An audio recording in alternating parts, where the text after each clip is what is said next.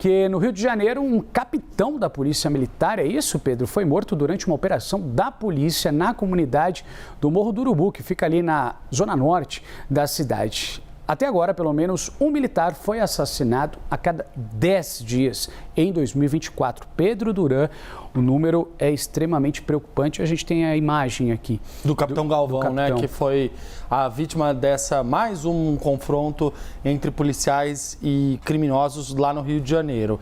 É isso, Renan. Um levantamento da Polícia Militar feito a pedido da CNN mostra que foram 18 militares mortos, policiais militares, em 185 dias no ano de 2024. A gente está falando de um PM morto a cada 10 dias no estado do Rio de Janeiro. O que dá o tom da crise da segurança pública que a gente vive, especialmente no Rio de Janeiro hoje. Há problemas em vários lugares do Brasil, mas no Rio de Janeiro a gente tem um problema mais grave porque há uma guerra deflagrada entre o tráfico e a milícia, com uma tentativa de invasão, ocupação de territórios da milícia por parte, especialmente do Comando Vermelho.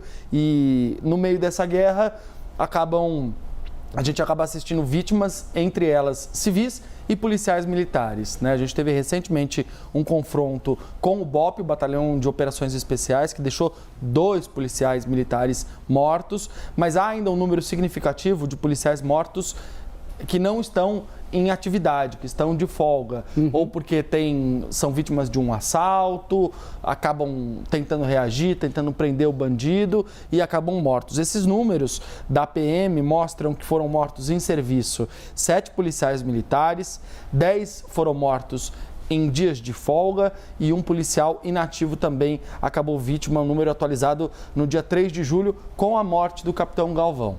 Então, é algo que faz a gente refletir sobre a função da Polícia Militar e, mais do que isso, a estratégia para operações da Polícia Militar. Então, você precisa de inteligência, você precisa de estratégia, você precisa de elementos para que esses policiais sejam protegidos, para que eles não sejam expostos ao crime e às mortes como têm sido expostos.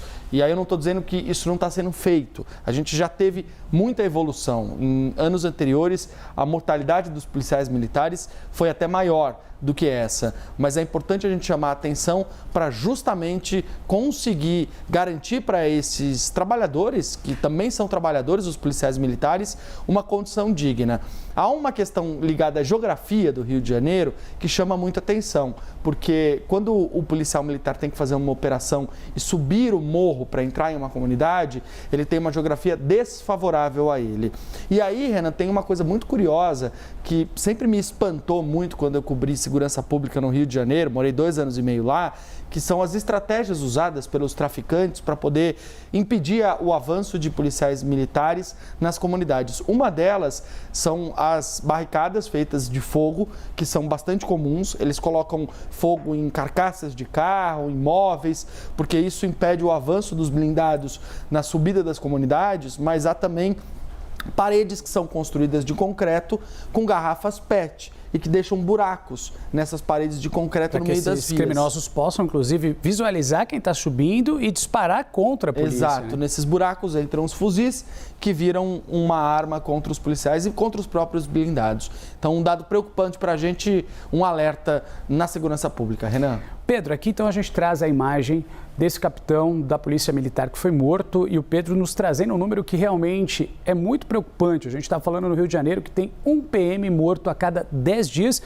em 2024, Pedro. A gente está passando aí na metade do ano, né? É isso. E a preocupação de que a gente possa recalcular a rota agora para garantir que talvez no segundo semestre do ano a gente não tenha tantas vítimas assim dentro da corporação, porque, querendo ou não, isso atrapalha a moral da tropa. Hoje é um dia de luto para a PM do Rio de Janeiro, ontem foi um dia de luto e todo mundo se mobiliza quando vê uma situação como essa.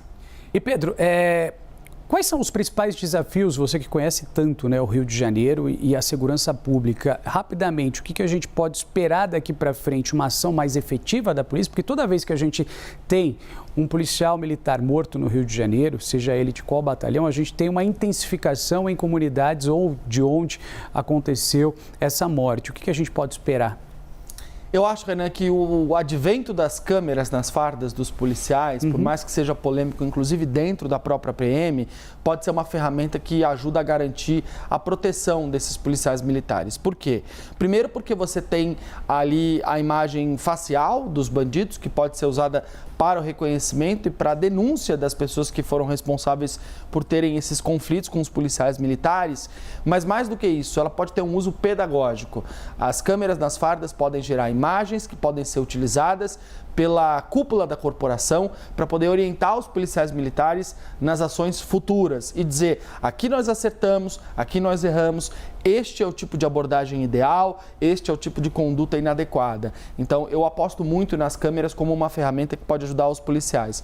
Mas mais do que isso, outros elementos que a gente tem visto na tecnologia também são bem-vindos para poder aprimorar esse trabalho da PM, como é o caso, por exemplo, do uso de drones no mapeamento da segurança pública, o reforço dos blindados, helicópteros e também a garantia de que a tecnologia e a estratégia vão estar presentes nessa ação da PM.